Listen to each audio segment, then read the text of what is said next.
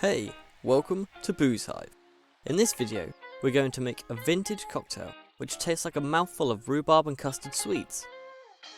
For this cocktail, you're going to need either rhubarb liqueur or rhubarb vodka.